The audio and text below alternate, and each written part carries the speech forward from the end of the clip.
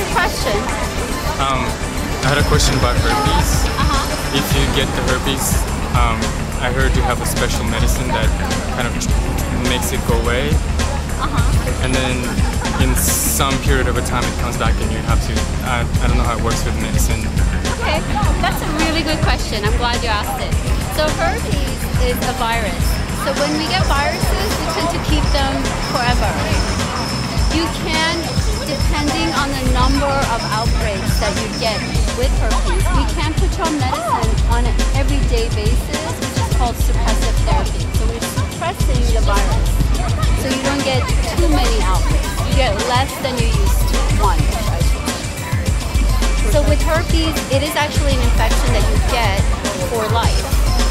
But many people will just get 1 to 2 outbreaks, but many people will get one every month. The thing about herpes is when you have the herpes virus, your chances of catching HIV actually go up immensely. Part of that is the fact that the virus kind of is an open wound.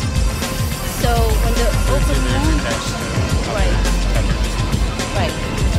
But so it's not curable. If I think that's the word you use. It's not that it treats it. It just makes it go away for some time.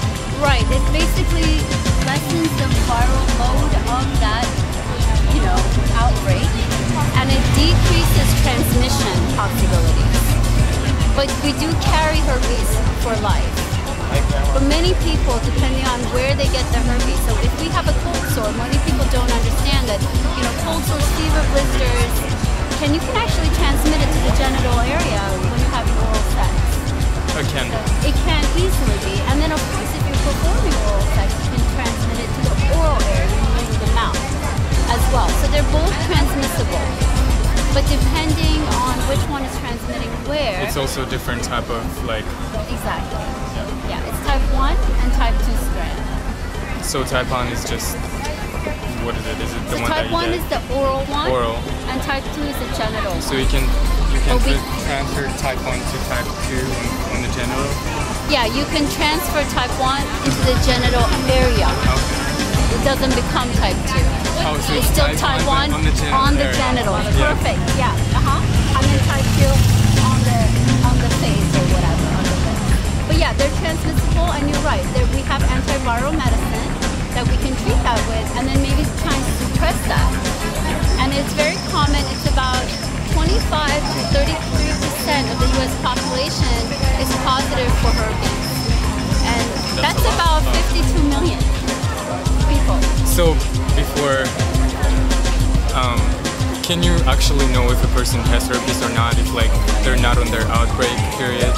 Yeah, can you tell? That's an excellent. You have such good questions.